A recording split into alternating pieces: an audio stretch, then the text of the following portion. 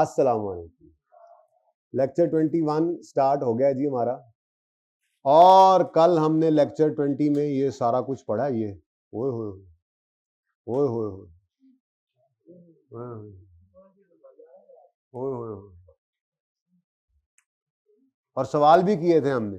कौन सा सवाल किया था?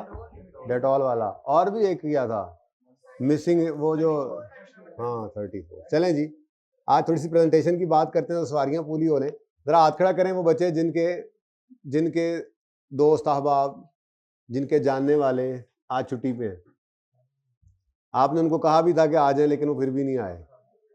पहुंच गए हैं फिर भी नहीं आए लाहौर में।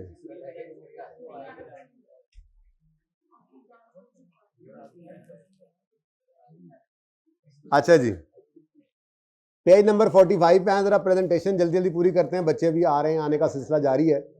उसके बाद फिर इंशाल्लाह हम आज कुछ क्वेश्चंस करेंगे। गावा लिमिटेड आपको होमवर्क में दिया था, वो करेंगे इंशाल्लाह। उसके बाद फ्रेंच वनीला एक सवाल किया था, याद हो? चुप कर जाओ। वो लेसर के पॉइंट ऑफ व्यू से किया था, लेसी के पॉइंट ऑफ व्यू से करेंगे वो।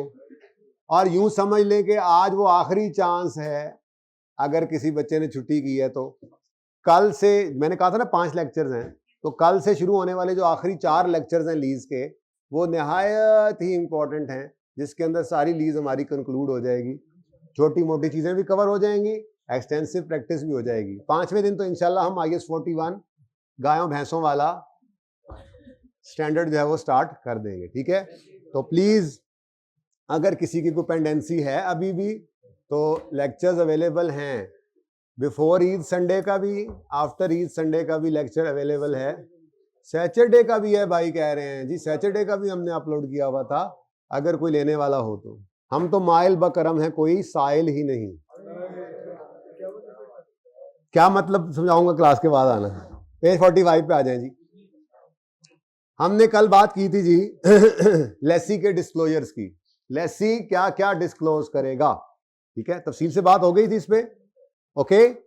अब प्रेजेंटेशन का मतलब क्या है, कि क्या चीज कहां पे कैसे प्रेजेंट की जाए, इसके बारे में थोड़ी सी बात थी। पहला पॉइंट हमने पढ़ा भी था एक दिन, लेकिन फिर उस दिन थक गए थे थ्योरी करते करते। मैंने कहा जरा ताजा दम आए, पहले थोड़ी सी थ्योरी कर लेते हैं, उसके बाद फिर न्यूमेरिकल्स पे चले जाएंगे, एंड पे फिर थोड़ी सी थ्योरी करेंगे, और टेस्ट 2 में आज डिस्कस कर लूंगा।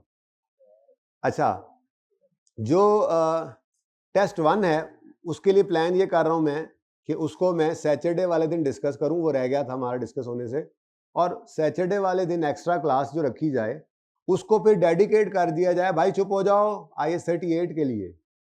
IS 38 थोड़ा भूला भूला सा लग रहा है, तो एक तो टेस्ट का सवाल उसमें डिस्कस हो जाए, तो 1-2 पास पेपर और भी उसके अंदर डिस्कस हो जाए, तो 1.5 घंटे की क्लास, 2 घंटे की क्लास कर लेंगे सैटरडे को, क्योंकि आगे संडे है, फिर आपका वीक एंड हो रहा है, ठीक है? तो ये मेरा प्लान है। तो IS 38 का टेस्ट 1 भी डिस्कस हो जाएगा इंशाल्लाह, और IS 38 का कोई 1 या 2 सवाल और नोट के भी हम कर लेंगे, ठीक है? Presentation for lessee on balance sheet, ये मैंने यहां पर छोड़ दिया था। बहरहाल on balance sheet, right of use asset can be presented either separately or in the same line item in which underlying asset would be presented. क्या कहता है जी? वो ये कहता है कि आप चाहो तो इस तरह से नॉन करंट एसेट्स के अंदर PPE अलग से दिखाओ। मिसाल के तौर पर ये नोट नंबर 15 में और ये नोट नंबर 16 में आ रहा होगा, मिसाल के तौर पर। अगर आप यूं ना करना चाहो तो आप ये भी कर सकते हो कि बैलेंस शीट के अंदर नॉन करंट एसेट्स में PPE शो करो, नोट 15 बनेगा इसका, और उस नोट के अंदर जाके फिर आपने मिसाल के तौर पर नोट्स के अंदर जाके नोट नंबर 15 जो है, वैसे ये नॉर्मल प्रैक्टिस है नहीं, इजाजत है स्टैंडर्ड की तरफ से, लोग कभी कर भी लेते हैं, ठीक है? लेकिन नॉर्मली ऐसा नहीं किया जाता, नॉर्मली यही वाली प्रेजेंटेशन चलती है ये। लेकिन अगर कोई ऐसे ना करना चाहे तो उसको इजाजत है कि वो नोट्स में जाए, नोट नंबर लेट से 15 जो है, इसमें PPE का नोट है ना, ठीक है? तो इसके अंदर उस तरह से पहले वो कर दे। PPE मिसाल के तौर पे 100 रुपए के हैं, और राइट ऑफ यूज जो है वो 20 रुपए के हैं, टोटल 120। तो यहाँ पे क्या नजर आ रहा होगा? 120। इसकी इजाजत देता है स्टैंडर्ड। लेकिन ये बात जहन में बहरहाल रखनी है, कल बताया था कि अगर वो राइट ऑफ यूज यानी लीज्ड एसेट उस नेचर का है जो PPE के अंदर फॉल करती है, और जो इन्वेस्टेड प्रॉपर्टी जैसा होगा तो उसको IS 40 के अंदर क्लब कर सकते हैं, ठीक है ना?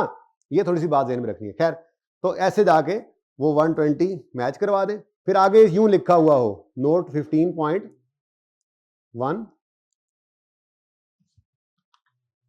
गल बढ़ी जा रही है।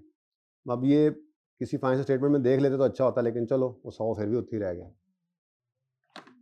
चलो जी, नोट 15.1 में वो पीपीई का नोट जो आप आज तक बनाते आए वही वाला आपको नजर आ जाएगा, ठीक है ना। Cost, gross carrying amount, accumulation, land, building वगैरह। और 15.2 में राइट ऑफ यूज की मूवमेंट बना देंगे आप, यानी ये अलग अलग कर लें नोट्स में जाकर।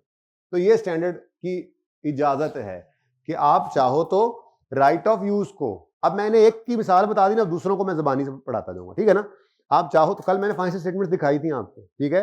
नोट्स होते हैं मेन, और फिर जरा पॉज करें यार जी बच्चों, मालूम मैं फाइनेंशियल स्टेटमेंट ढूंढ रहा था, थोड़ा सा पॉज किया, तो मैं ये अर्ज कर रहा था कि फाइनेंशियल स्टेटमेंट्स के अंदर स्टैंडर्ड कहता है राइट ऑफ यूज को चाहो तो बैलेंस शीट के फेस पे अलग से शो कर दो, चाहो तो उसको क्लब कर दो मिलते जुलते लाइन आइटम में, यानी पीपीई के अंदर, ठीक है। थोड़ी सी फाइनेंशियल स्टेटमेंट्स को चाहती है अगर मारें तो ये पैकेजेस की फाइनेंशियल स्टेटमेंट्स हैं, इनके अंदर अगर आप गौर फरमाएं तो आपको यहाँ पे नजर आएगा पीपीई अलग और राइट ऑफ यूज अलग, ठीक है। राइट ऑफ यूज का नोट 20 है, पीपीई का 19 है। तो इसी तरह से मैंने आपको बताया कि ये पहली प्रेफरेंस है। अब जब जाकर आप डिटेल देखेंगे, किसी वक्त देखेंगे, ये फाइनेंशियल स्टेटमेंट्स हमने बार बार चुके देखनी है, इसलिए मैंने यहाँ पर जो वो आप ढूंढ कर डाल दिए, ठीक है। हम फाइनल अकाउंट के चैप्टर के अंदर ये फाइनेंशियल स्टेटमेंट्स इस तरह की बनाना सीखते हैं। आप अब इस काबिल हो चुके हैं या हो जाएंगे इंशाल्लाह कैफ 5 के बाद, कि आप जब कैफ के बाद जाएंगे आर्टिकल्स में तो यही फाइनेंशियल स्टेटमेंट्स होंगी जिनको आप ऑडिट कर रहे होंगे, तो आपको पता होगा कि डिस्क्लोजर रिक्वायरमेंट्स क्या हैं स्टैंडर्ड्स की और क्या हैं कंपनीज एक्ट की। हाँ, जो स्टैंडर्ड्स हमने यहाँ पे पढ़े नहीं है वो जाहिर है आप फाइनल में पढ़ेंगे, तो फाइनल पढ़ेंगे तो ये वाली बातें जो यहाँ पर आप इन स्टैंडर्ड्स के बारे में सीखेंगे वो फाइनल का स्टैंडर्ड्स के बारे में भी सीख कर वहाँ पे अप्लाई खुद ही फिर कर रहे होंगे, ठीक है। तो राइट ऑफ यूज पैकेजेस वालों ने पीपीई से अलग शो किया। अच्छा, कल मैंने ये शक्ल थोड़ी सी दिखाई थी, फाइनेंशियल स्टेटमेंट्स की शक्ल कुछ इस तरह से होती है कि आपके सामने बैलेंस शीट है, या आपके सामने प्रॉफिट और लॉस है, फिर आगे ओसीए उन्होंने अलग रखा हुआ है, उसके बाद statement of changes in equity है, और उसके बाद स्टेटमेंट ऑफ कैश फ्लोज है, और फिर यहां से शुरू होते हैं नोट्स। तो वो जो आगे रेफरेंस पड़ा हुआ है ना, आप देखें पीपीई का तो एक फिगर सामने नजर आ रहा था। पीपीई जो आपने बचपन में एफएआर 1 में नोट बनाना सीखा था, वो नोट जो है वो नोट्स में पड़ा होगा। यहाँ पे तो आपको क्या नजर आ रहा है, एक फिगर पीपीई की 164,705 के पीपीई है। डिटेल क्या है, नोट नंबर 19 में जाके देखो। ये नोट नंबर 19 कहाँ होगा, नोट्स में। कहाँ पे, तो वो नोट्स की तरफ मैं लेके गया था। पहले कुछ अंग्रेजियां चलती हैं, काफी सारे सफ़े, कुछ अंग्रेजी नहीं काफी सारे सफ़े। ये नोट हम खुद बनाएंगे, इस तरह के सवालों के अंदर से उठा के हम बनाना सीखेंगे। ये कंपनी की एक्टिविटी क्या है, लीगल स्टेटस, नेचर वगैरह, ये सारी अंग्रेजियां छोड़ो, हम मेन नोट्स के ऊपर आते हैं। इतने नहीं हम ज़ाहिर लिखते, थोड़ा कम लेवल है अभी हमारा, लेकिन जो अपनी रेलेवेंट चीजें उनके नोट्स बनाना हम सीखेंगे इसमें से, ठीक है। और यहां से शुरू हो जाते हैं बैलेंस शीट के नोट। ये शेयर कैपिटल का नोट, बिल्कुल ऐसा नोट हम क्लास के अंदर बनाना सीखेंगे, फाइनल अकाउंट्स के अंदर इस तरह से ये सारे नोट्स हम बनाना सीखेंगे, ठीक है। मैं असल में सारे नोट्स जो हमारे लिए रेलेवेंट है सिलेबस के वो हम बनाएंगे इंशाल्लाह, ठीक है। फिलहाल तो मैं नोट नंबर कौन से पे आना चाह रहा था, 18 नहीं था, पीपीई का 19 था। अभी लग जाता है पता, लग जाता है पता, याद तो आपकी होना, मुझे कहाँ होना वैसे यार, आ जा। ये 19 प्रॉपर्टी प्लांट एंड इक्विपमेंट, ठीक है जी। इसके अंदर कैपिटल वर्क इन प्रोग्रेस इन्होंने इकट्ठा रखा हुआ है। यहां पर भी इजाजत है, सीडब्ल्यूआईपी भी फेस पे जा सकता है, चाहे तो फेस में लिख दे, चाहे तो पीपीई के अंदर इस तरह से ब्रेकअप शो करके आप कर सकते हैं, ठीक है। बहरहाल इन्होंने नोट जरा डिफरेंट तरीके से बनाया हुआ है। अगर मैं नेस्ले वाली फाइनेंस स्टेटमेंट दिखाऊं तो वो हमारे तरीके से ही है, फर्क कोई नहीं पड़ता। इन्होंने लैंड, बिल्डिंग, प्लांट, मशीन इधर रख दिए और ग्रॉस कैरिंग अमाउंट ओपनिंग से क्लोजिंग और एक्यूमुलेशन इस तरह से लिखा हुआ है। बहरहाल नोट है, नोट जिस तरह से मर्जी बना दो, डिस्क्लोजर की रिक्वायरमेंट होती है, ठीक है। नोट नंबर 20 ये नोट हम बनाना सीखेंगे, ये डिटेल ऑफ डिस्पोजल ये हम बनाएंगे इंशाल्लाह फाइनल अकाउंट के अंदर। यही तो करना है, आएगा पूछता ही यही है आजकल, जो बता रहा था आपको मैं पहले लेक्चर में। और ये जनाब right of use, right of use का ऐसे ही नोट बनाते थे, ओपनिंग, एडिशन, डिस्पोजल। डिस्पोजल है नहीं हमारे सिलेबस में, इसलिए हम लिखते नहीं थे। Opening, addition, closing, accumulation opening और depreciation for the year closing, ऐसे ही नोट बनता था। और ये फिगर एक उठकर, अब यहाँ पे क्लोजिंग आ नहीं रहा था, इस साल का कोई नहीं था, पिछले साल में थी, ठीक है ना। तो ये नोट हम बनाना सीखते थे। तो सर सिर्फ आपको थोड़ा सा गो थ्रू करवाना था, क्योंकि प्रेजेंटेशन बतानी है तो आपको पता होना चाहिए दिमाग के अंदर कि फाइनेंशियल स्टेटमेंट्स का फॉर्मेट क्या होता है, इनकम स्टेटमेंट है, बैलेंस शीट है, चेंज इन इक्विटी है, कैश फ्लो है और फिर नोट्स। नोट्स के अंदर फिर आगे रेलेवेंट नोट्स होते हैं जो बैलेंस शीट इनकम स्टेटमेंट के फिगर्स के साथ मैच करते हैं। उसके अलावा भी बहुत सारी अंग्रेजियां आपने देखी हैं, वो होती हैं, ये इंशाल्लाह फाइनल अकाउंट के चैप्टर में देखेंगे। ठीक है, फिलहाल तो मैंने आपको सिर्फ ये लाइन पढ़ानी थी जिस वजह से मैंने थोड़ा सा गो थ्रू करवाया। ठीक है, क्या कहता है, on the balance sheet the right of use asset can be presented either separately or in the same line item in which underlying asset would be presented. का मतलब ये वाला क्या मतलब, अगर आपका राइट ऑफ यूज यानी लीज्ड एसेट इस नस्ल का है तो उसको या तो फेस पे शो कर दो राइट ऑफ यूज के नाम से या इन्वेस्टमेंट प्रॉपर्टी में क्लब कर दो और आगे जाके फिर ब्रेकअप देना जैसे इन्होंने सीडब्ल्यूआईपी का दिया हुआ था। ठीक है, या वो इस नस्ल का है पीपीई का की तरह सा का, तो क्या करो, राइट ऑफ यूज चाहो तो फेस पे शो करो, चाहो तो आप पीपीई के नोट के अंदर शो कर दो। इतनी सी बात कर रहा था। ठीक है, तो on balance sheet, on the balance sheet right of use can be presented either separately or in the same line item in which underlying asset would be presented। ये बात किसकी हो गई, राइट ऑफ यूज की। अब अगली बात वो कह रहा है लीज लायबिलिटी की। अब आप खुद सोच के बता दें, इसी तरह का ऑप्शन हो तो क्या होगा, इसी तरह का ऑप्शन हो तो क्या होगा, लीज लायबिलिटी के बारे में अगर इसी तरह का ऑप्शन दे तो क्या ऑप्शन देगा, गलत बता दो क्या होगा।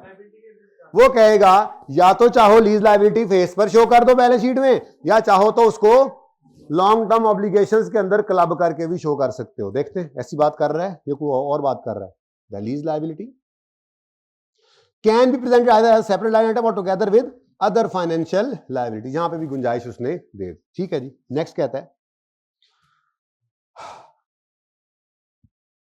हाँ बड़ी इंपॉर्टेंट बात, कहता है if the right of use asset and the lease liability are not presented as separate line items. अगर इनको आपने फेस पे, बैलेंस शीट के फेस पे, बैलेंस शीट के, बैलेंस शीट बड़ी दूर चली गई, बैलेंस शीट के फेस पे, बैलेंस शीट के फेस पे, बैलेंस शीट के फेस पे आ नहीं रही, आ गई। अगर राइट ऑफ यूज और लीज लायबिलिटी, ये देखो ये लीज लायबिलिटी आ रही है और इसका करंट पोर्शन शायद उन्होंने छुपा दिया, बचा नहीं था असल में, खत्म हो गया। ठीक है ना, पिछले साल में होना था। ठीक है, बहरहाल पिछले साल में सारा करंट बन गया होगा और अगले साल खत्म ही हो गया ना, लीज ही खत्म हो गई इनकी। ठीक है ना, बहरहाल इन्होंने क्या अपनाया तरीका, इन्होंने राइट ऑफ यूज और लीज लायबिलिटी को सेपरेट लाइन आइटम के तौर पे शो किया बैलेंस शीट के फेस पे। ओके, इसकी इजाजत है।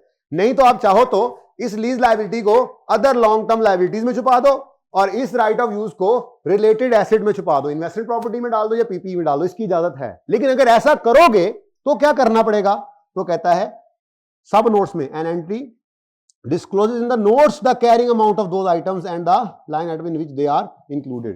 कहता है कि फिर सब नोट्स में जाके ना आपने, जैसे मैंने अभी सीडब्ल्यूआईपी का नहीं दिखाया, पैकेजेस वालों ने किया हुआ था, पीपीई टोटल शो करके नोट्स में जाके बताया पीपीई इतना है, कैपिटल वर्क इन प्रोग्रेस इतना है। ऐसे ही अगर आपने राइट ऑफ यूज किसी में क्लब किया है तो फिर नोट्स में जाके उसको तोड़ के दिखाना वो जरूरी है, फेस पे चाहे शो ना करो। बात समझ आई? और बोलो अच्छा। आगे कहता है the above requirement is not applicable to right of use asset that meets the definition of investment property। जाहिर सी बात है कि वो कहता है कि ये रिक्वायरमेंट जो है ये इस पर applicable, above requirement is not applicable to right of use asset that meets the definition of investment property। उसके ऊपर इन्वेस्टमेंट प्रॉपर्टी वाले डिस्क्लोजर लग जाते हैं ना, तो आप बहरहाल उसको भी ऐसे ही यूज कर लेंगे। ठीक है ना, आगे कहता है इन द स्टेटमेंट ऑफ, इस बात को आप हैरान होकर देख रहे हैं, वो कहता है बैलेंस शीट में राइट ऑफ यूज को अलग शो करो, ठीक है, या सेम लाइन आइटम में शो कर दो अंडरलाइंग एसेट के साथ, और लायबिलिटी जो है उसको अलग शो करो या सेम में। और अगर राइट ऑफ यूज और लीज लायबिलिटी अलग से नहीं है तो उनको नोट्स के अंदर डिस्क्लोज करो कि वो किस में शामिल है। ठीक है, लेकिन above requirement is not applicable to उस right of use that meets the definition या प्रेजेंटेड एज इन्वेस्टमेंट प्रॉपर्टी। यानी इसके अंदर अगर आपने क्लब कर भी दिया है तो वो गुंजाइश देता है कि मत करो। ये कम से कम बातें होती है डिस्क्लोजर में, यानी कि आपने इन्वेस्टमेंट प्रॉपर्टी को अगर शो किया है तो उसको सब नोट्स में जाके अलग करने की भी जरूरत नहीं है, उसको आप उसी तरह से कॉलम के अंदर एक कॉलम इसका डाल सकते हो। इसके कहने का मतलब ये, लेकिन इसको डिस्क्लोजर का मतलब ये कभी भी नहीं होता कि उसने कहा है कि आपकी इसको माफी है तो आप कर नहीं सकते, एडिशनल का आप हमेशा कर सकते हैं। इसलिए मैं तो कहूंगा कि आप एक ही तरह से रखें इसको कि जब भी आपने राइट ऑफ यूज या लीज लायबिलिटी को किसी चीज में क्लब किया है तो फिर नोट्स में जाके उसका ब्रेकअप दे देना, ताकि एक जैसी बात रहे। ठीक है। ओके, मजबूरी नहीं है पर कर ले, ठीक है, ओके, ताकि एक जैसा रहे। अच्छा, अब इन द स्टेटमेंट ऑफ प्रॉफिट और लॉस, लो जी अब P&L की बात शुरू होती है, ठीक है, क्या करें जी, वैसे तो कल काफी बात भी की थी इस पे, ठीक है, in the statement of profit और loss and other comprehensive income, क्या करें जी, depreciation charge for the right of use is presented in the same line item in which similar expenses such as depreciation of property plant equipment are shown। सादा बात, वो कहता है अगर आपके प्रॉपर्टी प्लांट इक्विपमेंट की डेप्रिसिएशन कॉस्ट ऑफ सेल में है तो राइट ऑफ यूज की भी वहीं पे, अगर वो एडमिन में है तो राइट ऑफ यूज की भी एडमिन में, तो ठीक है ना, या सिमिलर हैं डिफरेंट जगहों पे जा रही हैं तो जो रिलेटेड एसेट जिससे है उसी के साथ ही डेप्रिसिएशन को शो कर दो, ठीक है ना। द इंटरेस्ट, और अगली बात इंटरेस्ट के बारे में क्या कह रहा है, interest expense on the lease liability is presented as part of finance cost, अगर कहो तो दिखा भी सकता हूं पैकेजेस की फाइनेंशियल स्टेटमेंट्स में, ठीक है, कि फाइनेंस कॉस्ट के अंदर मैंने वैसे कल जो नोट बनाया था उसके अंदर लिखा भी था, interest on long term loan आ रहा होगा, interest on short term loan आ रहा होगा, इंटरेस्ट ऑन लीज आ रहा होगा, फाइनेंस कॉस्ट के अंदर एज अ लाइन आइटम इसको शो कर दो लीज के इंटरेस्ट को। However the amount of interest expense on lease liabilities has to be disclosed in the notes. वो कह रहा है interest expense on interest expense on lease is presented as part of finance cost, यानी finance cost जो थी ना main, ये कल किया था ना, ये देखो बिल्कुल वही बात होगी, फाइनेंस कॉस्ट 150 है, इसके अंदर ये सारी चीजें थी, interest expense on lease liabilities का हिस्सा है, बोलो, तो वो ये कह रहा है कि फाइनेंस इंटरेस्ट एक्सपेंस लीज का जो है उसको फाइनेंस कॉस्ट के पार्ट के तौर पे शो कर दो, लेकिन नोट्स के अंदर उसको, वो तो वैसे ही डिस्क्लोजर रिक्वायरमेंट हम पढ़ के आए थे कि इसको नाम के साथ लिखना जरूरी है, तो ये बात कर रहा है वो, ठीक है जी, समझ आती है बात की, बोलो। अच्छा जी, ये हमें वैसे ही पता है कि अगर आपने उसको फाइनेंस कॉस्ट में डाला भी है तो फेस पर तो एक ही फिगर आ गई, लेकिन नोट्स में जाके उसको, यानी सादा बात, चाहो तो राइट ऑफ यूज को फेस पे शो करो बैलेंस शीट में, चाहो तो क्लब कर दो, क्लब करोगे तो फिर नोट्स में जाकर अलग कर दो, लीज लायबिलिटी को चाहो तो फेस पे शो करो, चाहो तो अदर लायबिलिटीज में क्लब कर दो, क्लब करो तो नोट्स में शो करना, लेकिन मेरा मशवरा प्रैक्टिकली भी जिंदगी में जाके क्या है, अलग ही कर देना, फेस पे ही शो कर देना, जिंदगी आसान, ओके, जैसे हम करते भी बनाते हैं ना, ठीक है, वही आप सारी जिंदगी करें उसी तरह से, बिल्कुल सही है, आप पैकेजेस के फाइनेंस देख कर आ रहे हैं, ऐसे ही करते हैं लोग, ठीक है। अगली बात, अगर आपने सेपरेटली नहीं डिस्क्लोज किया तो फिर एक ही बात होगी ना, वो फिर आपने नोट्स में जाके बताना है। P&L के अंदर आए तो कहता है डेप्रिसिएशन को आपने राइट ऑफ यूज की डेप्रिसिएशन को वहीं पर लिखना है जहां पर जो सिमिलर एक्सपेंस है, यानी जैसे प्लांट की डेप्रिसिएशन कहां जाती है, कॉस्ट ऑफ सेल, अब अगर प्लांट ओन्ड है तो उसकी डेप्रिसिएशन कॉस्ट ऑफ सेल में गई है, तो प्लांट लीज है तो उसकी भी डेप्रिसिएशन कॉस्ट ऑफ सेल में लेगी, ठीक है। आपकी गाड़ियां हैं डिलीवरी व्हीकल्स, उनकी डेप्रिसिएशन कहां जाती है, सेलिंग डिस्ट्रीब्यूशन एक्सपेंस में, तो अगर आपने वो गाड़ी ओन रखी हुई है तो सेलिंग डिस्ट्रीब्यूशन में जा रहा था, अगर लीज पे ले ली है मतलब जिधर ओन्ड एसेट्स की डेप्रिसिएशन जा रही है रिलेटेड एसेट की, उसी तरह से लीज एसेट की वहीं भेज दो, डेप्रिसिएशन के बारे में ये कह दिया। तीसरी चीज क्या आती है, इंटरेस्ट, प्रॉफिट एंड लॉस के अंदर लेसी में दो चीजें आती है ना, इंटरेस्ट और डेप्रिसिएशन, और बैलेंस शीट में राइट ऑफ यूज और लीज, बैलेंस शीट के अंदर राइट ऑफ यूज और लीज लायबिलिटी की बात हो गई, प्रॉफिट एंड लॉस के अंदर डेप्रिसिएशन और इंटरेस्ट एक्सपेंस की प्रेजेंटेशन की बात हो रही है, तो depreciation of right of use कहां शो करो, जहां रिलेटेड एसेट की डेप्रिसिएशन जाती है, जहां जाती है उसको भी साथ भेज दो, मिलते जुलते एसेट्स के साथ, ठीक है। इंटरेस्ट एक्सपेंस के बारे में क्या कहता है, उसको फाइनेंस कॉस्ट का हिस्सा बनाओ, लेकिन नोट्स के अंदर उसको नाम के साथ लिखना, ये वैसे भी ऊपर डिस्क्लोजर में उसने हमें पाबंद कर दिया था, ओके, यहां तक को मसला। तीसरी बारी आती है जी statement of cash flows. Cash flow statement आपने बनाई हुई है, कैश फ्लो स्टेटमेंट के अंदर 3 एक्टिविटीज होती थी, इस दफा आया था FAR 1 में कैश फ्लो का सवाल, नो सर, यस सर, ये कंफर्म ही नहीं है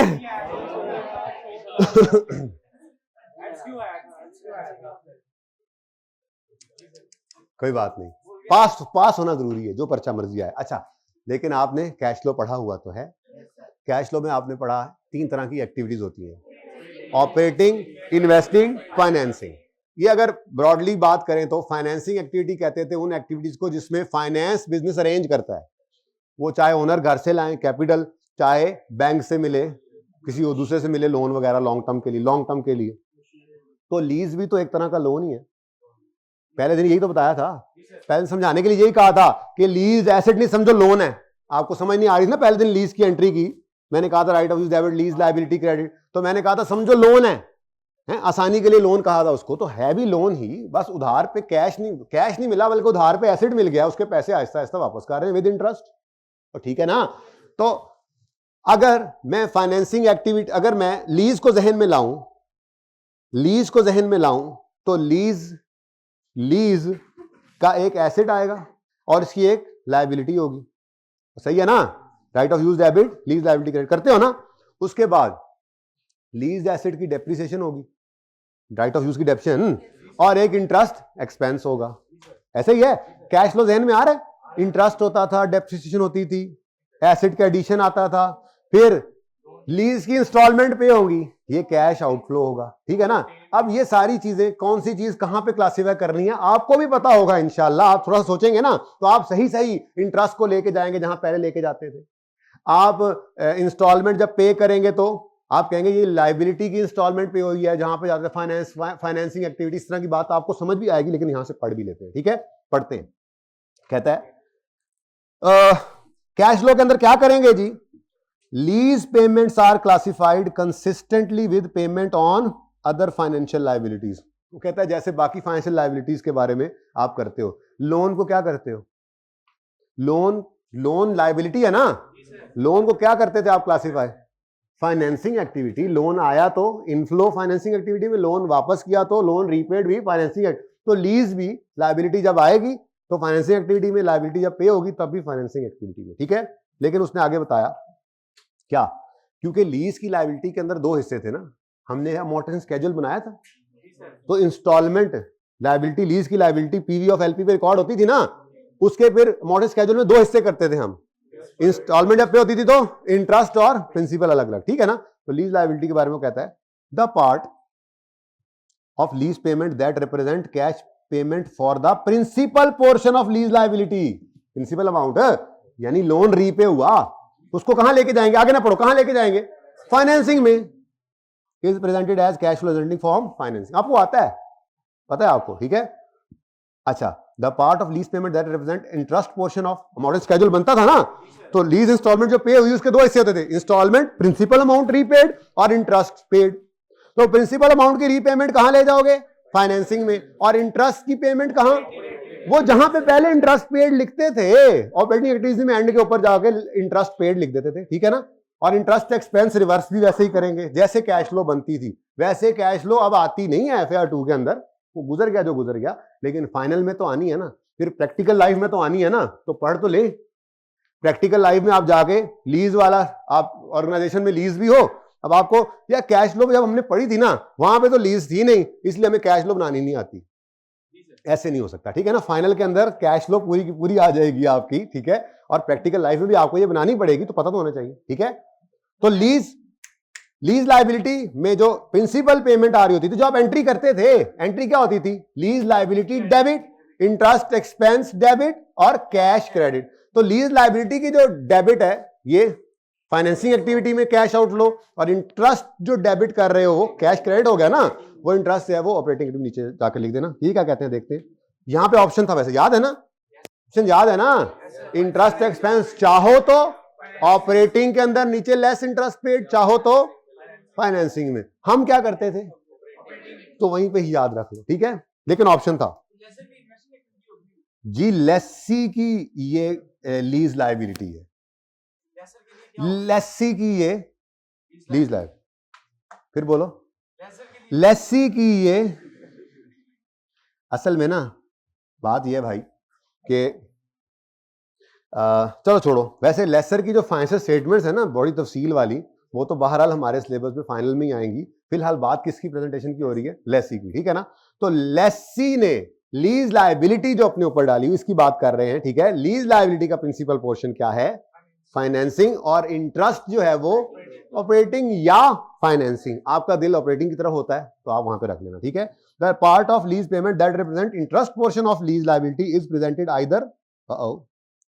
either as operating cash flow और फाइनेंसिंग कैश फ्लो, ठीक है, in accordance with entity's accounting policy regarding. बाकी वो इंटरेस्ट पेमेंट्स को जहां रखते हैं ना, इसको भी वहीं रख लें।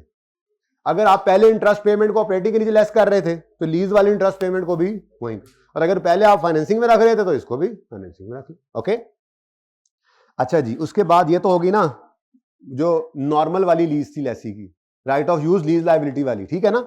इसका डेप्रिसिएशन वगैरह जो होगा वो भी रिवर्स कर लेना, उसी तरह से होगा। उसके बारे में उसने बात नहीं की, करनी चाहिए थी हालांकि, कि राइट ऑफ यूज की डेप्रिसिएशन कैश फ्लो के अंदर क्या करते थे, लेकिन वो मेथड शायद दो होते थे, इसलिए शायद उधर उधर उसने उलझाया नहीं बात को। बहरहाल जी तो कॉमन सी बात है, depreciation is a non cash expense, अगर आ जाए सवाल के अंदर तो। लेकिन आपका सवाल अब चूंकि कैश फ्लो का आना नहीं, इसलिए माफी है। ओके, अच्छा यार बहुत टाइम लग गया इस पे, तो मैंने सोचा था 10 मिनट लगेंगे बस। पेमेंट ऑन शॉर्ट टर्म लीजेस, अब ये लेसी की नॉर्मल से हटके शॉर्ट टर्म या low value, payment on short term lease या लो वैल्यू एसेट लीज, और साथ के साथ वेरिएबल लीज पेमेंट्स जो हैं not included in measurement of lease liability are presented, इसको छोड़ो, नॉट इंक्लूडेड, यहां से पढ़ो, are presented as a operating cash flow. क्या कहता है जी, शॉर्ट टर्म लीज का अगर आपने कोई पेमेंट की है, जाहिर है रेंट की पेमेंट, ठीक है, या लो वैल्यू एसेट की, भाईजान जाग के बैठना, थोड़ा सा हिम्मत कर ले, ठीक है, बस जा रहे हैं अपने, बस ये आखिरी, बस ये 1-2 लाइनें रहेगी, वो और नहीं पढ़ाता, ठीक है। एंड पे को टाइम बच गया तो फिर थोड़ी थ्योरी करेंगे। अब मुझे पता नींद आने लग गया आप लोगों को। Payment of short term lease हो या लो वैल्यू, बहुत इंपॉर्टेंट है एमसीक्यूज के लिए, आप तो स्टैंडर्ड भी साथ नहीं है, तो ये बातें ये दिमाग में बस ऐसे नुक्तों की शक्ल में याद जरूर रखनी है, ठीक है। और याद रहेंगे, देखो ना अब ये सारा सब हमने पढ़ा, इसमें से निकली क्या, कितनी सी बात है। Right of use balance sheet के फेस पे अलग भी रख सकते हो, क्लब भी कर सकते हो, लीज लायबिलिटी अलग भी रख सकते हो, क्लब भी कर सकते हो। क्लब करो तो नोट्स में बता देना, कहानी खत्म, पहली 3 लाइनों की। फिर अगली बात, प्रॉफिट एंड लॉस के अंदर क्या करो, डेप्रिसिएशन को वहीं ले जाओ जहां पे रिलेटेड एसेट डिडक्शन जाती है, इंटरेस्ट एक्सपेंस को फाइनेंस कॉस्ट में शो कर दो, नोट्स के अंदर दिखा देना, ठीक है। कैश फ्लो के अंदर लीज लायबिलिटी का प्रिंसिपल पोर्शन फाइनेंसिंग, और इंटरेस्ट जो है वो जहां पर ऑपरेटिंग भी फाइनेंसिंग भी, जहां पर आप पहले करते आ रहे हो, ठीक है। और शॉर्ट टर्म लीज या लो वैल्यू एसेट की लीज है या वेरिएबल लीज पेमेंट, इसको वैसे भी पढ़ाना है, लेकिन चलो थोड़ा सा बताया तो था कल, ठीक है। वेरिएबल लीज पेमेंट होती क्या है, इनको कहां पे शो करो, इनको ऑपरेटिंग कैश फ्लो में शो कर दो, बीच वाली लाइन को छोड़ो। असल में नॉट इंक्लूडेड इन मेजरमेंट, पहले समझा दूं फिर काट देता हूं, ठीक है ना। Not included in measurement of lease liability का मतलब क्या है, देखें आपने शॉर्ट टर्म को या लो वैल्यू को अगर राइट ऑफ यूज और लीज लायबिलिटी वाले अकाउंटिंग में नहीं रखा तो आपको लीज लायबिलिटी रिकॉर्ड करते थे, आप तो रेंट एक्सपेंस रिकॉर्ड करते थे, याद है ना। तो इसका मतलब शॉर्ट टर्म की पेमेंट हो या लो वैल्यू एसेट की पेमेंट हो, आपने उसको लीज लायबिलिटी कैलकुलेट करने में यूज नहीं किया। ऐसे ही वेरिएबल लीज पेमेंट्स भी जब पढ़ाऊंगा तो बता दूंगा, आप उसको लीज लायबिलिटी की कैलकुलेशन में यूज नहीं करते। वो सवाल अभी रहता है, मैंने कहा था कि हम वो कल या परसों में किसी एक दिन में करेंगे, हमारे प्लान में है, लेकिन आखिरी इन 4 दिनों के अंदर ही ये वेरिएबल लीज पेमेंट वाला सवाल भी हमने करना है, ठीक है ना। तो सही है, तो ये भी लीज पेमेंट की कैलकुलेशन में यूज नहीं होते। तो ये बात बस ठीक है, कार्ड भी नहीं तो सिर्फ इतनी सी बात याद रखनी है अब आपने, क्या शॉर्ट टर्म लीज हो, लो वैल्यू एसेट लीज हो या वेरिएबल लीज पेमेंट हो, इनको कहां शो करना है आपने, ऑपरेटिंग एक्टिविटीज में। डन जी, सही है, ओके डन। अच्छा, recognition exemption in case of Lesi, simplified approach में कहता है लेसी में, अच्छे तो पढ़ लिया, ओ माय गॉड क्या क्या पढ़ लिया हमने, ओए होए होए, अभी भी कुछ चीजें रहती हैं वो इंशाल्लाह फिर करेंगे। प्रेजेंटेशन इज ओवर, आ जाए जरा, थोड़ी सी थ्योरी और करनी है हमने, लेकिन अब वो एंड पे करेंगे क्योंकि अब बस होगी मुझे लगता है आप लोगों की, और फिर ये ना हो के उड़ जाए। अच्छा आ जाए जी पेज नंबर 147 पे, आपको एक सवाल होमवर्क में दिया था, जाग भाई जाग, होमवर्क किया था, कल का लेक्चर लिया है बेटा, तुम्हें नींद ही आनी है। और लीज बहुत इंपॉर्टेंट टॉपिक है, पता नहीं आप लोगों ने क्या, मैंने पूरी कोशिश की, मैंने IAS 41 को भी पीछे स्किप कर दिया, मैंने सिर्फ लीज के कॉन्सेप्ट सारे दे दिए, और फिर ईद से पहले वाला दिन इतवार और ईद से आप पिछला इतवार मैंने कोई नई चीज नहीं पढ़ाई। अच्छा इनफैक्ट कोई नई चीज हमने खास पढ़नी, छोटी छोटी चीजें ऐड ऑन होनी जो कल से होनी, आज भी शायद प्रैक्टिस ही हो जो किया है। अब मैं बेटा यही कर सकता था, अगर आप लोग फिर भी उस फेज से नहीं निकल पा रहे जिसको ईद के बाद कहते हैं, तो फिर सेशन के बाद ही पढ़ लीजिएगा अगले सेशन में। रिजल्ट के बाद, अब नवा काम शुरू हो गया। रिजल्ट के बाद, फिर बड़ी ईद के बाद, फिर मुहर्रम के बाद, फिर आखिरी महीने में, फिर अगली दफा। गावा लीजिंग, बड़े सवाल नहीं कर लिए वैसे हमने, बातों बातों में ही है ना। देखो हमने पास पेपर 3 कर लिया हुआ है, 4 किया है या नहीं किया, कर लेंगे। गैलेक्सी हो गया, ये अभी करने लगे हैं। ये इंशाल्लाह कल मैंने करवाना है, जो इसकी नई चीज है, और होमवर्क में जाना है इसने, क्योंकि इससे पहले हमने ये करना है। ये इस सवाल का डैडी है, ठीक है। तो ये भी अभी कल हमने ये करना है, ये भी मैंने करवा देना है, जो बुनियादी मुश्किल डिफरेंट चीज है, और ये होमवर्क में जाना है। उसके बाद कल के दिन में ही शायद ये भी हो जाना है। ये अभी मैं करने लगा हूं लेसी के, इस गावा के बाद ये वाला सवाल अभी मैं करूंगा लेसी के पॉइंट, लेसर के पॉइंट पे से। ये सारा गंद पड़ा हुआ है, अभी साफ करके लेसर की बजाय लेसी के पॉइंट पे से इसको देखेंगे। करवा दिया डेटॉल, कोल करवा दिया है, ये अभी नहीं करना, ये इंशाल्लाह कल के प्लान में है, बता रहा हूं सगाही। ये आज 16 मिनट 15 मिनट डिस्कशन करके होमवर्क में देना है। इसका सिर्फ पार्ट ए, बी पेंडिंग करना है अभी कल के प्लान में। कल के प्लान में ये तीसरा सवाल है जी बेटा। 4 सवाल कल हमने करने हैं, इसमें हंसने कोई बात नहीं है, छोटे छोटे सवाल होते हैं, ठीक है। लीज सारी कर चुके हैं, और हर सवाल में हाँ इंपॉर्टेंट चीजें जो अभी हमारी रहती हैं, रेंटल ही मिस कर देगा सवाल में, सीखेंगे, ठीक है। फिर आईडीसी ऑफ सादे वाला लेसर फाइनेंस लीज रहता है, इस तरह की छोटी छोटी चीजें रहती भी हैं, लेकिन वो ऐसे ही बीच में साथ होती जाएंगी और प्रैक्टिस चल रही होगी, ठीक है। छोड़ना कुछ नहीं है, लेकिन ये हो सकता है कि कोई 2-3 सवाल आपको होमवर्क में मिले अगले 4 दिन में, बट वो उससे अगले दिन जाहिर सी बात है सॉल्व भी हो रहे हैं। तो आते हैं जी बेटा, हैं टेस्ट नहीं, अच्छा जी, टेस्ट इस क्लास के बाद दें, लाजमी दें। कल उन्होंने नहीं टेस्ट देना, हर टेस्ट की ना अपनी डेट अपनी स्लॉट होती है, पॉसिबल नहीं है। फिर मेरे बस में होता तो मैं आपको कल कह देता दे दें टेस्ट, लेकिन फिर कल वाले टेस्ट कब देंगे, परसों, फिर आगे फिर आगे फिर आगे फिर आगे। आप ये कहते हैं कि संडे वाले दिन हम आगे टेस्ट दे दें, मैं आपको अरेंज कर देता, ये मैं कर सकता था, लेकिन जो मैं नहीं कर सकता वो मुझसे ना कहें, ठीक है। जिससे आने ना बनो, आज टेस्ट दे लेना, वरना कल खैर नहीं, बता रहा हूं। लीज है, आई थिंक आधे घंटे का होगा, 35 मिनट का, 2 सवाल हैं लीज के, एक लेसर का एक लेसी का। अब मैं और कितनी नकलें करवाऊं? Normal lessor, I think normal ही लेसी है। मैं अभी मेरे ज़हन से अब निकल गई है बातें कुछ जी।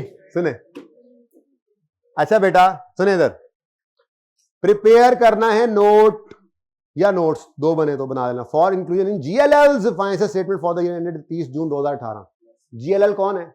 Leasing, Gawa Leasing Limited has leased the machinery to Honeyberry Limited. तो ये लेसर है, और लेसर की किताबों में सिर्फ नोट बनाना है, ठीक है, सिर्फ नोट बनाना है, ठीक है। तो अब वो देखते हैं, वो तो हमारी मर्जी की बात है, ज्यादा काम भी कर सकते हैं अगर दिल कर पड़ा तो, ठीक है।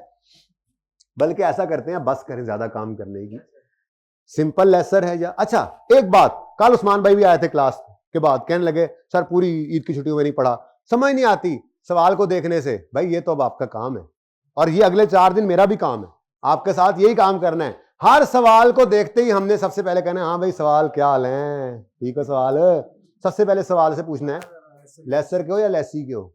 इसने कौन सा तुम हैं? भाई कह रहे हैं मैं लेसर का सवाल हूं। अगर ये लेसर का सवाल है तो फिर हम अगली बात करेंगे, सादा हो या तिलों वाले, सॉरी सादा हो या मैन्युफैक्चरर डीलर, कौन से हो? नहीं ना, इस सवाल में सादा है ना। अच्छा कह रहे हैं भाई के सादा, ठीक है। अब अगर ये सादा मैन्युफैक्चरर, सादा लेसर हैं, तो अब लेसर का सवाल हो तो लेसर अपने सवाल में 5 सवाल करेगा, लीज से 5 सवाल करेगा, 5 का जवाब आ गया यस, तो लीज ऑपरेटिंग, यस, सारों का यस। कुछ याद है? शुक्र है, कुछ तो याद है जी। लेसर अपने लीज से 5 सवाल करता है, अगर 5 का सवाल नो आए तो ऑपरेटिंग, किसी एक का जवाब भी यस आ जाए तो फाइनेंस, ठीक है। और अगर डीलर मैन्युफैक्चरर हो, हाँ इंपॉर्टेंट बात, डीलर मैन्युफैक्चरर मैंने आपको करवाया था गालिबन जुमे वाले दिन, ईद से पहले जुमे वाले दिन गालिबन करवाया था। तो मैंने एक सवाल करवाया था एप्पल बी, और उसके बाद मैंने उससे ऊपर वाला सवाल, पता नहीं क्या नाम था उसका, एवोकाडो, वो होमवर्क में दिया था। तो ये दोनों सवाल बहुत अच्छा है कि कर आए आज होमवर्क में, वरना कम से कम ये जरूर कर रहे हैं। उसकी वजह पता है क्या है? मैं बहुत इंपॉर्टेंट होमवर्क इसको इसलिए कह रहा हूं कि कल मैंने आपको मैन्युफैक्चरर डीलर लेसर का सवाल वो करवाना है जो पर्चे में आता है। ये पर्चे वाला नहीं था, ये नेट प्रैक्टिस थी, ठीक है? तो पर्चे वाला सवाल करना है तो ये वाला। अब चूंकि बीच में 6 दिन पड़ गए, वरना मैं ये काम कभी भी ना कहता आपको, कॉन्टिन्यूटी में चल रहा होता ना तो 2-3 दिन बाद आ जाता। लेकिन अब बीच में 6 छुट्टियां भी गुजर गई, और 6 छुट्टियों के अलावा हमने हफ्ता इतवार, ये इतवार यानी कि तकरीबन 9-10 दिन हो गए इस सवाल को किए हुए। तो थोड़ा आप भूल से रहे, इसलिए मैं मैन्युफैक्चरर डीलर की रिवीजन भी जरा अभी बात में नहीं कर रहा, ठीक है? तो आपने सबसे इंपॉर्टेंट है होमवर्क ये वाला। ये सबसे इंपॉर्टेंट इसलिए है कि इसके बगैर आपको कल की क्लास में प्रॉब्लम्स आएंगे, और ये करके आएंगे कल की क्लास में आप बहुत एंजॉय करेंगे, ठीक है? तो एप्पल बी ही कर लेना सिर्फ।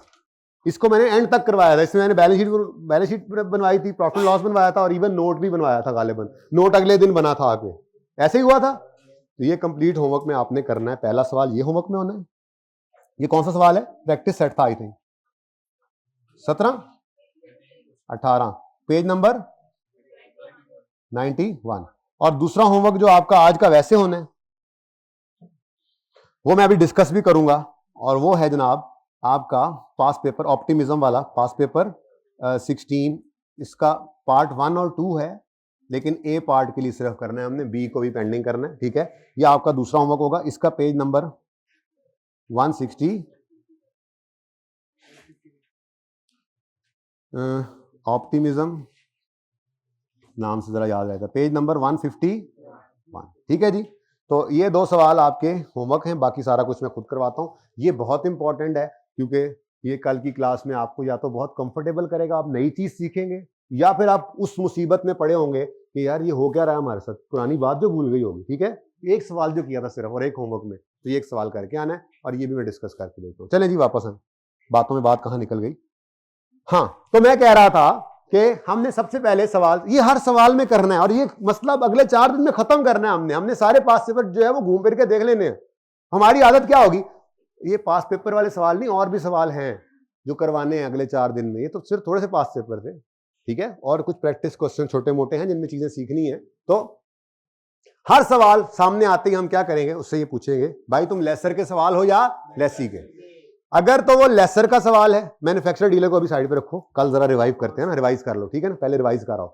अगर वो लेसर का सवाल है तो 5 सवाल करते हैं। अगर 5 का जवाब नो, ऑपरेटिंग आया, कमाया, घिसाया, और अगर वो 5 में से कोई एक भी जवाब यस आ गया तो फाइनेंस, ठीक है? उसके अपने रूल्स हैं, अभी रिवाइज करते हैं क्योंकि सवाल आ ही गया। और अगर सवाल हो लेसी का, तो लेसी सबसे पहले सवाल करता है कि तुम लो वैल्यू एसेट या शॉर्ट टर्म लीज एसेट तो नहीं हो।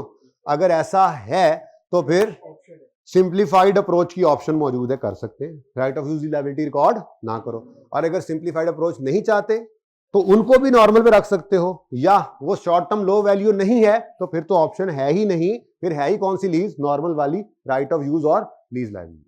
उसकी अकाउंटिंग आपने रिवाइज, अब रिवाइज आपने खुद करना है जी, ठीक है? जो समरीज हैं, जैसे मैंने कल समरीज रिवाइज करवाई थी, आपने ऐसे ही करनी है बार बार, ठीक है? जैसे आप लेसर का सवाल आया तो मैं ये समरी रिवाइज भी करवाऊंगा, मैं ये लेसर भी रिवाइज करवाता हूं, लेकिन सिंपल वाला। जी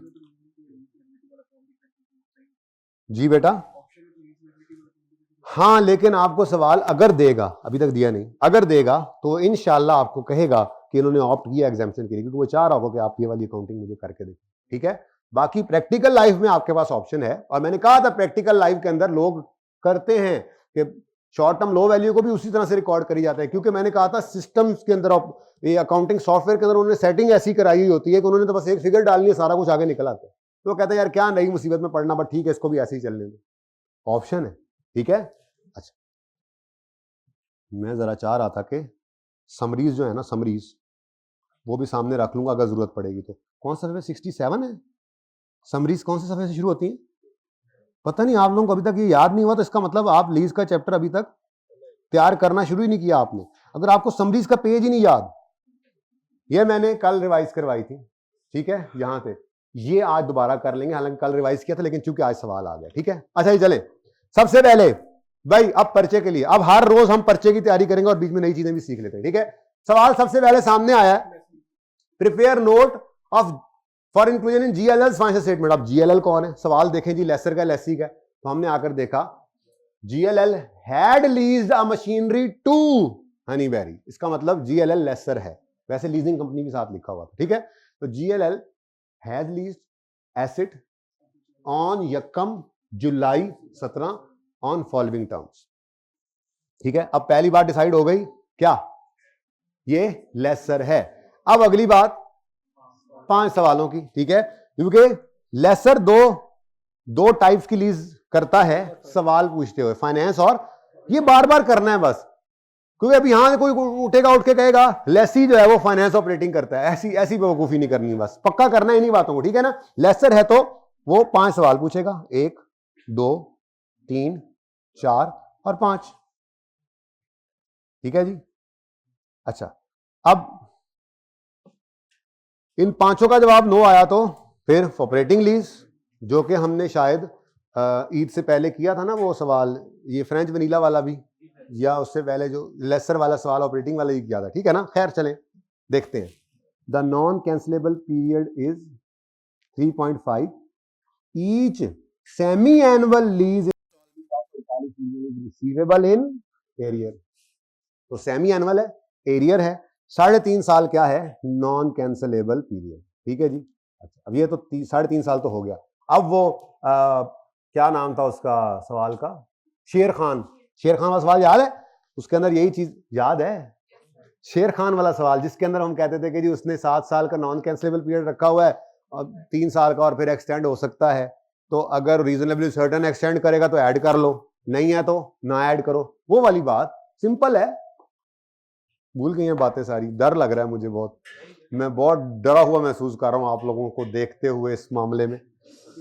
lease contains an option to extend the lease term by, ठीक है जी, ऑप्शन टू एक्सटेंड है बाय 1.5 साल। ठीक है, बाय 1.5 साल। Each semi annual lease instalment in the extended period will be 15 million, receivable in arrear. अब अगली बात जरूरी है, ऑप्शन टू एक्सटेंड है और it is reasonably certain that HL will exercise that option, का मतलब लीज टर्म 3.5 साल या 5 साल, 3.5 साल नहीं, लीज टर्म कितनी है, 5।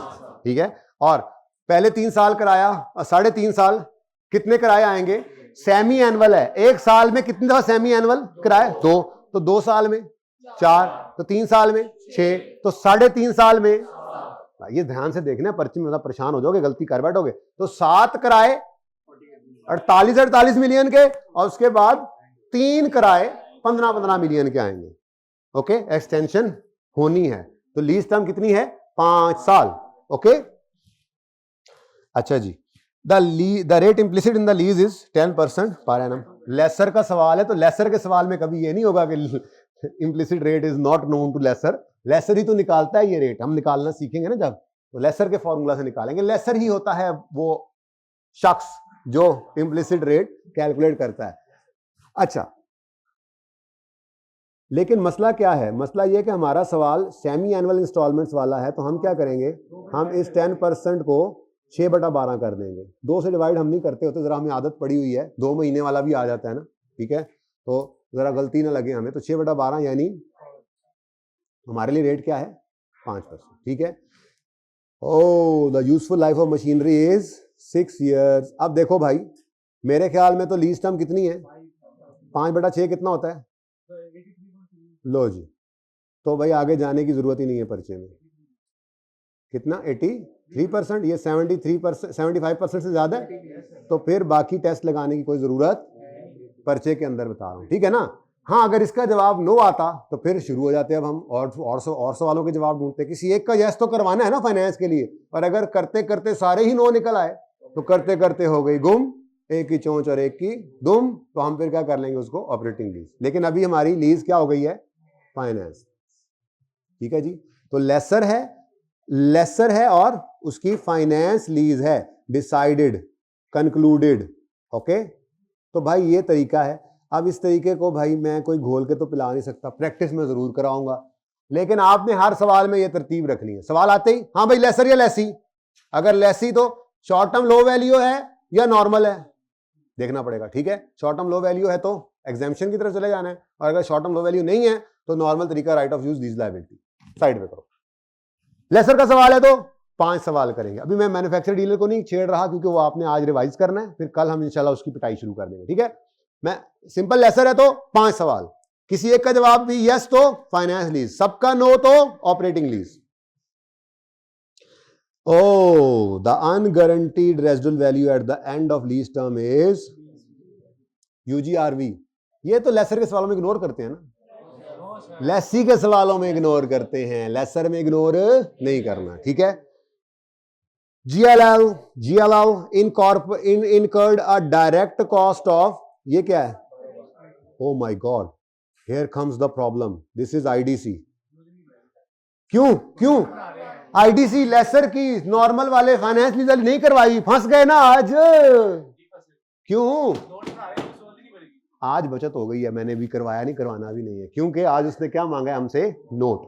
जर्नल एंट्री कहता तो जर्नल एंट्री, क्योंकि आईडीसी इंस्टॉलेशन डिसमेंटलिंग की प्रेजेंट वैल्यू 12 बार जर्नल एंट्री में, ना वर्किंग 1 में, ना वर्किंग 2 में, ना लीज मॉडल स्केड्यूल में। ठीक है, तो वो 12 बार जाना होता है, तो इसलिए बचत है। 12 अभी नोट बना के देख लेते हैं कि वाकई बचत है। ठीक है, कल होपफुली ये कर रहे हैं हम। ठीक है ना, कल ये कॉन्सेप्ट सीख लेंगे, मुश्किल नहीं है, लेकिन फिलहाल इसको छोड़ा हुआ है। जब कल वो कर लेंगे तो फिर एक लिस्ट में बनाऊंगा आपके सामने, जिसके अंदर सारी लीजेस की आईडीसी एक ही जगह पे लिख देंगे हम। ठीक है, लेसर सिंपल वाला है तो फाइनेंस लीज में क्या करता है, कल जब पढ़ लेंगे तो वो आ जाएगा। ऑपरेटिंग लीज वाला पहले पढ़ा हुआ है। लेसर मैन्युफैक्चरर डीलर है तो फिर तो जिंदगी आसान है, पहले ही बताया हुआ है, जो भी है उस वक्त देखेंगे। फिर लेसी है तो शॉर्ट टर्म लो वैल्यू में क्या करता है, नॉर्मल में क्या करता है। नॉर्मल वाला आपको पढ़ाया हुआ है, शॉर्ट टर्म लो वैल्यू में कल पढ़ा के एक टेबल बना लेंगे, वो तावीज आप अपने पास रख लेंगे। आईडीसी किसी के अंदर भी आए, रेफर कर लेंगे सवाल, जिस कॉन्सेप्ट के लिए जो सवाल जहां पे किया था पहली बार। ठीक है ना, तो एक जगह पे आईडीसी भी इकट्ठा हो जाएगा इंशाल्लाह। रह सिर्फ एक ही गया, शॉर्ट टर्म लो वैल्यू वाला भी ठीक है, वो साथ ही हो जाता है। ठीक है जी, तो फिलहाल बचत हो गई है। अच्छा, and general overheads of 5 million to complete, ये तो एक्सपेंस होता है, ये क्या है जी? एक्सपेंस है। Okay, general overheads. ठीक है, तो अब भाई सवाल तो मेरे ख्याल में हमारा खत्म हो गया। ठीक है, अब सबसे पहले क्या करना है जी, वर्किंग 1 लेसर का सवाल है। अच्छा सॉरी आपको ये बताना है, मुझे तो याद है, मुझे तो अब काफी अरसे से बात हर सेशन में करता ही हूं, तो याद है, आपने ये रिवाइज करना है। क्या 68 है, आई थिंक 68 या 9 है, हद हो गई यार। ये आपने ना अपने पास ऐसे रखने। हाँ जी, कहां पे आ गए? लेसर का सवाल है। फिर 5 क्वेश्चन में से एक का आंसर आ गया यस, तो और अगर सारे नो होते तो ये टेबल खोल लेते। तो कुछ दिन ये करते रहो, कोई मसला, इसमें शर्म नहीं करनी है, ये टेबल ओपन कर लो, खैर है। हालांकि आपको याद भी है तो कोई बात नहीं, ओपन कर लो, ये एक नक्शा है जो आपके दिमाग में बैठ जाना है। ठीक है, अब अगर लेसर की फाइनेंस लीज है तो GI NI amortization schedule starting from net investment, GI NI amortization schedule starting from, आगे नहीं पढ़ना, आगे जी। अगर ओनरशिप विल ट्रांसफर तो down payment plus rental plus PO, अगर रीजनल सर्टेन है कि वो एक्सरसाइज करेगा। और अगर ओनरशिप विल नॉट ट्रांसफर तो down payment plus rental plus GRV plus UGRV. GRV भी एग्रीमेंट वाली, एक्सपेक्टेड टू बी पेड नहीं, लेसर है। जीआरवी एग्रीमेंट वाली और यूजीआरवी जो उनका डिफरेंस है। ठीक है, ये लिखा हुआ एग्रीमेंट वाली, लेकिन कल लिखा, आपको क्या पता छुट्टी वालों को जी। अच्छा, उसके बाद ये काम कर लेंगे, ये करनी नहीं है एंट्री, वरना फंस जाते हैं। आईडीसी छुपाया हुआ है अभी, ठीक है ना, एंट्रीज नहीं करनी। क्या करना है हमने, ये भी नहीं बनाना, सुभान अल्लाह, सिर्फ नोट। ठीक है, तो नोट है, लेसर का है, जनरल डिस्क्रिप्शन भी आएगा, मैच्योरिटी एनालिसिस भी आएगा और रिकॉन्सिलिएशन भी आएगी। ठीक है, बस ये आपने काम करना है हमेशा। ये अगले 4 दिन ये काम कर लें, सवाल देखें, पूछे कौन सा है, अपने टेस्ट लगाएं, दिमाग के अंदर डिसाइड करें कौन से वाला है, और फिर समरी पे आके उसको एक दफा ओपन कर लें। आता भी है तो ओपन कर लें। ठीक है, टॉपिक तैयार हो जाएगा। ये 4 दिन अब सिर्फ लीज को तैयार करने के लिए। तो जो विटामिन की कमियां हैं आपकी लीज के अंदर, वो पूरी कर लें इन 4 दिनों में, क्योंकि अगले टॉपिक्स ने फिर मौका नहीं देना। हर टॉपिक जो नया आता है फिर पिछले को कहता है चल भाई तू दूर हो जा। IAS 41 शुरू करेंगे, 4 दिन में वो पढ़ा देना होता है हमने। IAS 21 शुरू करेंगे, 3 से 4 दिन का, वो भी स्टैंडर्ड है। तो रिजल्ट आ जाएगा। रिजल्ट के फौरन बाद आते ही हम इंशाल्लाह IS 12 शुरू कर देंगे और फिर उसमें चलना है 20-22 दिन। पता लग जाएगा ना, दूध का दूध और पानी का पानी। तो पढ़ने वाले आएंगे क्योंकि वो 17-18 नंबर का हर अटेम्प्ट में सवाल आता है, तो वो हम फौरन रिजल्ट के बाद शुरू कर देंगे। तो अब जब ये अगले टॉपिक्स आ रहे हैं तो पिछले वाले टॉपिक के लिए फिर वो मौका नहीं होता। तो ये 4 दिन भाई हैं, बार बार कह रहा हूं, जो अभी भी घर में बैठे हुए हैं, मतलब ऑनलाइन वालों आपको नहीं कह रहा, आप तो मतलब वैसे ही घर में बैठ के रोज पढ़ रहे हैं, आप तो ईद में पढ़ते रहे, इनकी बात कर रहा हूं, ये निकम्मों निखटमों की जो अभी तक आ भी गए हैं, नई क्लास में आए या घर बैठे हैं, तो उन्हें बता दें कि 4 दिन या तो ये अटेम्प्ट सेव है या 4 दिन छोड़ दो, ये अटेम्प्ट आया है। ओके, टेस्ट आज लाजमी देना वरना जॉन लूंगा बेटा, कल नहीं आज। ओ भाई क्या टीए को बुलाओ जरा टीए को, बाहर कल नाका लगेगा। चुप, आज टेस्ट देना है अगर मेरे अच्छे बच्चे हो तो प्लीज, ठीक है। चलो धमकी आ गई अब जी, अब मेरी तो यही धमकी होती है। अच्छा जी, GI NI मार्कर दे दो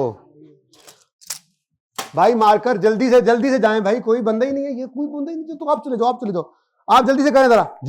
GI लेसर का सवाल, अभी मैं समरी पढ़ा के आ रहा हूं। ओनरशिप विल ट्रांसफर या विल नॉट ट्रांसफर? भाई UGRV की बात देखकर ही समझ लग जानी चाहिए थी। GRV UGRV कब आते हैं भाई? मार्कर नहीं है मेरे, नहीं जी। तो ओनरशिप विल नॉट ट्रांसफर, तो down payment plus rental plus GRV plus UGRV। जल्दी करो, वर्किंग वन लिखो, हरी अप।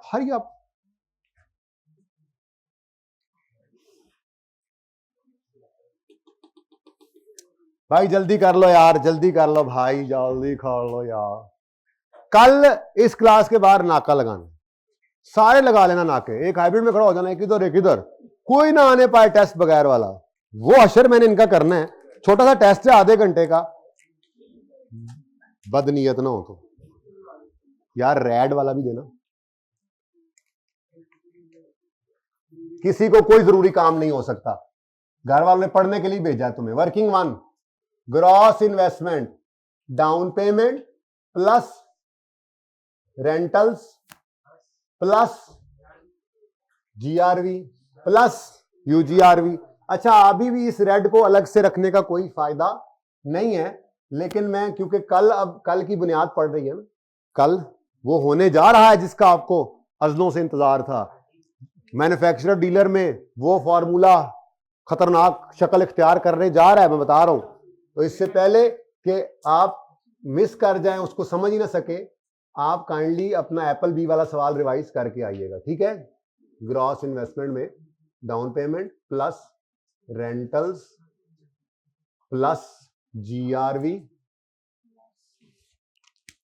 Plus UGRV। जरा आदत पड़ जाती है ना इससे अलग से इसको देखने की। UGRV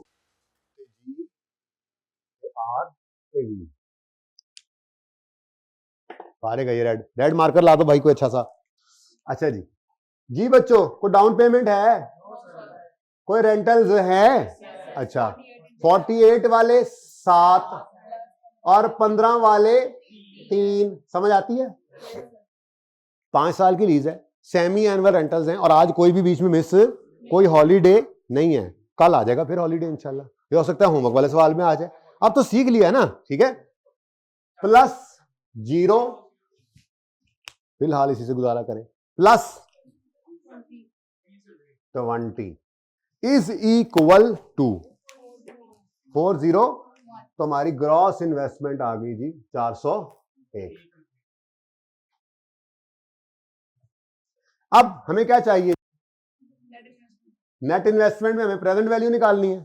उसके लिए आपको मैंने कहा हुआ है डेट और इंस्टॉलमेंट का कॉलम डाल दिया करो, आसानी हो जाती है, ठीक है। तो वर्किंग नंबर 2, डेट, इंस्टॉलमेंट।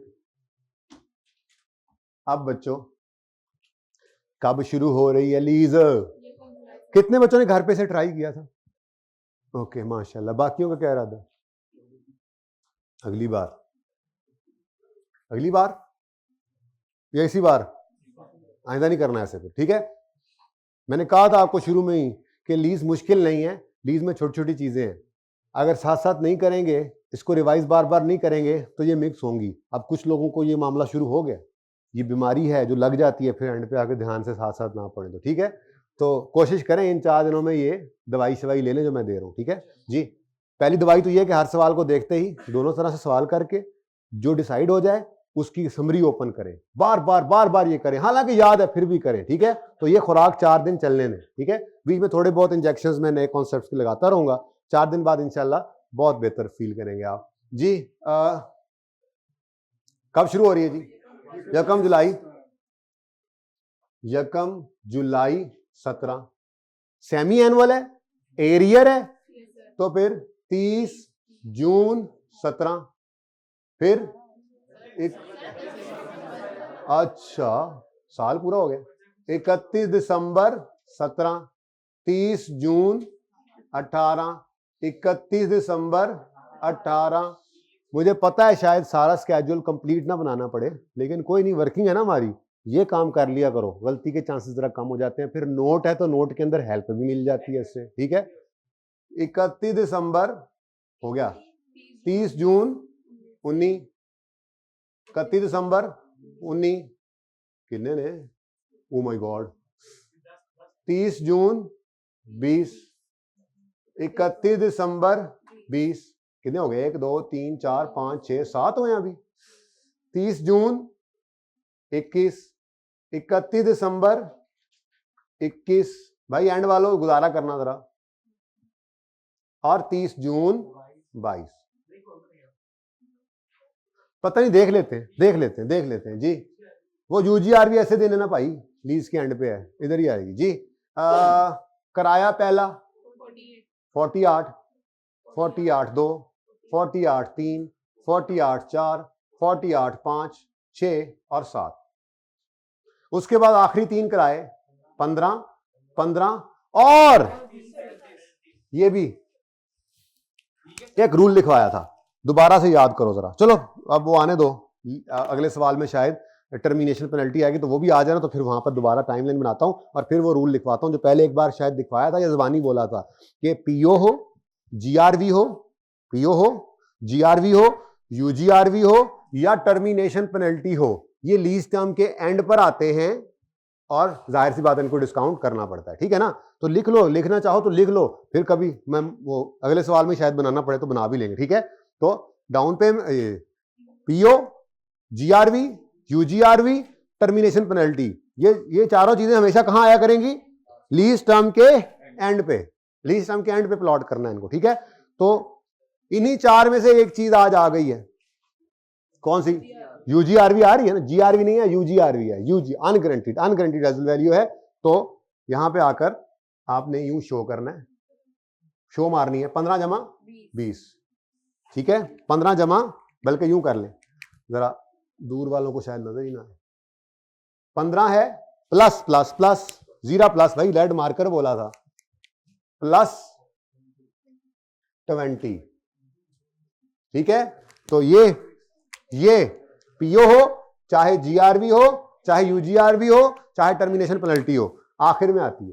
अगर एरियर का सवाल है तो फिर आखिरी इंस्टॉलमेंट के साथ ऐड करना पड़ता है, और अगर एडवांस का हो तो फिर किराया पहले निकल जाता है, वहां पे सिर्फ अकेला रह जाएगा। ठीक है, बहुत स्लो चल रहे हो भाई। PO, GRV, UGRV, termination penalty, ये 4 चीजें जो हैं लीज के एंड पे आएंगी। आ गई लीज के एंड पे, कितना आ गया, 35। भाई एंड वालों नजर आ रहा है, गुजारा कर लो हैं माजरत के साथ, थोड़ा सा ऊपर जरा जज्बाती होकर मैं नीचे लिख दिया था। चले जी, अच्छा जी, आप डिस्काउंटिंग कर लेते हैं, डिस्काउंटिंग।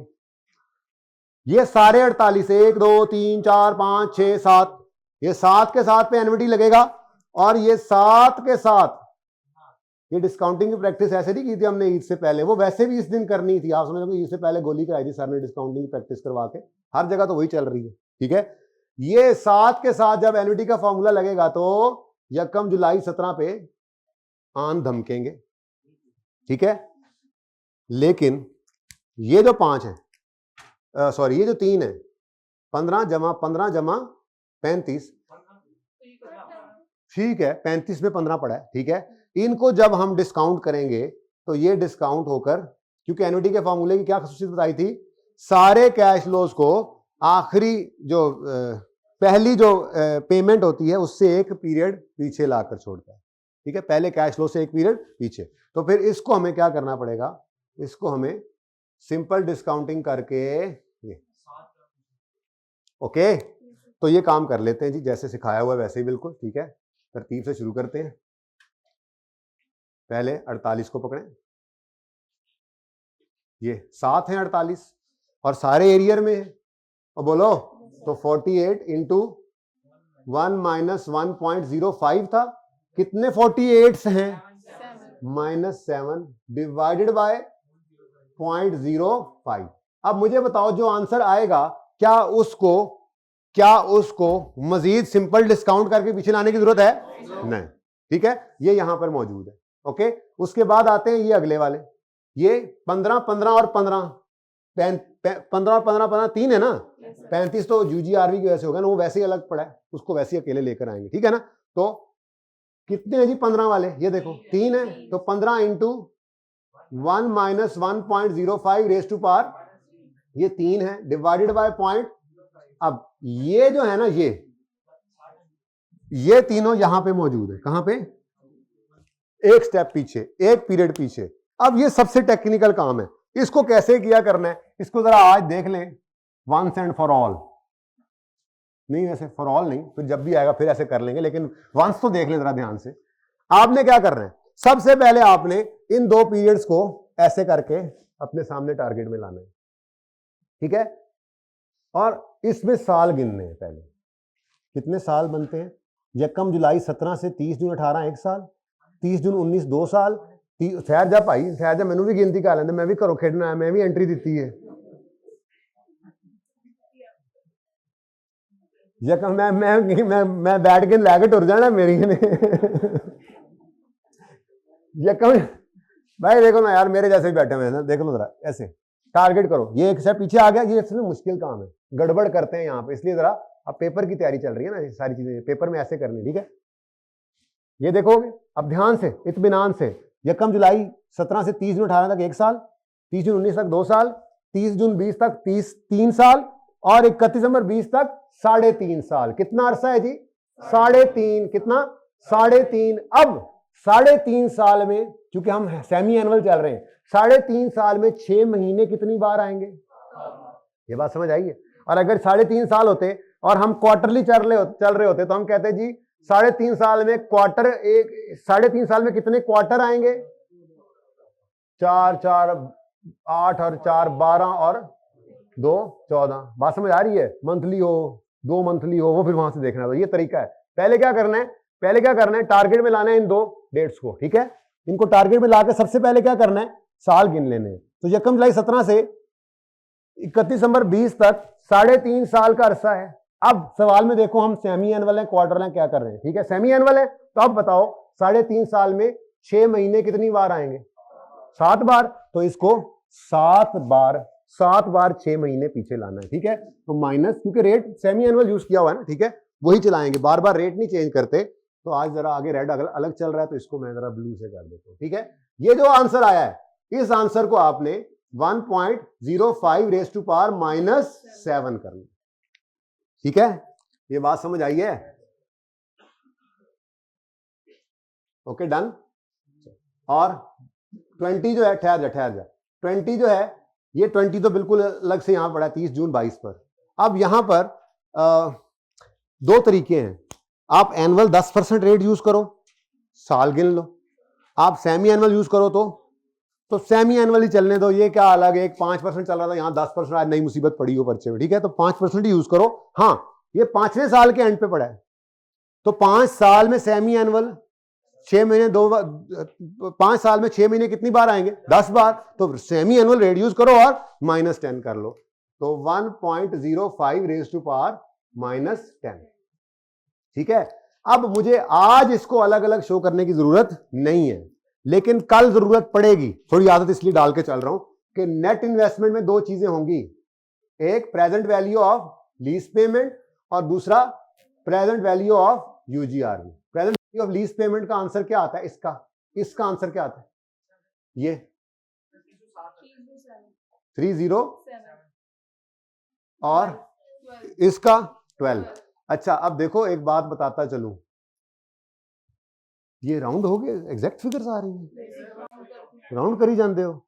सॉल्यूशन में देख लो कितने डेसिमल के बाद क्या है, फिर ये ना सॉल्यूशन के साथ को जी वो फर्क आ गया, राउंडिंग राउंडेड है, सॉल्यूशन में राउंडेड है, बेहतरीन, फिर यस बहुत अच्छा सॉल्यूशन बना देते जी। जब टेस्ट लगाने होते हैं तो टेस्ट 4 क्या है कि present value of lease payment, Inception पर स्टार्ट ऑफ लीज पर खड़े होकर present value of lease payment fair value के सब्सटेंशियली इक्वल है या नहीं है। तो वहां पर present value of lease payment ये 307 लेनी होती है। ये टोटल कभी नेट इन्वेस्टमेंट वाला ना ले लेना टेस्ट लगाते हुए, कितना बनता है, बात समझ आई है। ये एक एहतियात ये हो गई। दूसरी, ये रेड वाली 12 की फिगर हमें कल इंशाल्लाह अलग से चाहिए होगी जब हम जर्नल एंट्री करने लगेंगे मैन्युफैक्चरर डीलर लेसर के लिए, वरना मैं इंशाल्लाह कल बता भी दूंगा, बल्कि कल और परसों प्रैक्टिस करने के बाद ना मैन्युफैक्चरर डीलर के 2-3 सवाल अभी मैंने करवाने हैं आपको, ठीक है, ढेर सारी प्रैक्टिस जब उसकी भी हो जाएगी तो फिर मैं आपको एंड पे कह दूंगा कि बच्चों अगर मैन्युफैक्चरर डीलर लेसर का सवाल ना हो तो ऐसे ये रेड अलग करके रखने की जरूरत नहीं है, यहां पर इकट्ठी फिगर निकाल कर आंसर ले लिया करो, लेकिन फिलहाल इसको अलग अलग चलने दो, ठीक है जी। कोई सवाल भाई, सेठ साहब को सवाल करने लगे थे आप, हाउ डेयर यू, जरूरत कैसे की आपने सवाल करने की है, बोले क्या सवाल है। नहीं, -3 की जगह, कौन सा -3 की जगह -10 की, नहीं कर सकते भाई हम, यहां भाई कह रहे हैं -3 की जगह यहां -10 कर देते हैं, कैसी बात कर रहे हो, एनवीटी है, एनवीटी का फॉर्मूला इन 15 को एक स्टेप पीछे लाके छोड़ेगा। अगर आप -10 कह रहे हो तो भाई लोग कह रहे हैं, भाई लोग कि 10 15 किस्तें आ जाएंगी, क्या 10 आई हैं, कैसी बात कर दी यार आप। मसला वही है, ईद से पहले 4 लेक्चर छोड़े थे, अब कह रहे हैं मैंने ले भी लिए हैं, पढ़िया गया है, लिए होते तो ये बात न करता जी।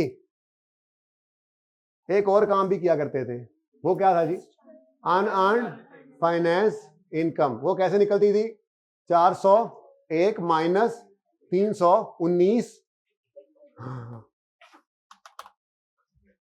Is equal to 82। लो जी, कहानी खत्म, पैसा आजम। कोई मसला जी स्टूडेंट है, -10 कैसे लिखा है, ये 20 कहां पड़ा है, 30 जून 22 और यकम जुलाई 17 के दरमियान कितना अरसा है, साल्स गिनो पहले, साल्स, यकम जुलाई 17 से 30 जून 18, 30 जून 19, 30 जून 20, 30 जून 21, 30 जून 22, कितने साल, 5 साल में 6 महीने कितनी बार आने, 10 बार। क्योंकि मैं सेमी एनुअल रेट यूज कर रहा था 5%, तो इसलिए मैंने वो 5% ही रखा और -10 कर दिया। मैंने कहा एक अल्टरनेटिव क्या है, यहां पे 10% रेट लो और -5 कर दो, लेकिन फिर ऐसे नई मुसीबत पड़ जानी, सारा 5-5 चल रहा था, यहां 10 आ गया, छोड़ो बस ऐसे ही एक जैसा चलने दो। गॉट इट, पार्ट 2 शुरू करना, करो।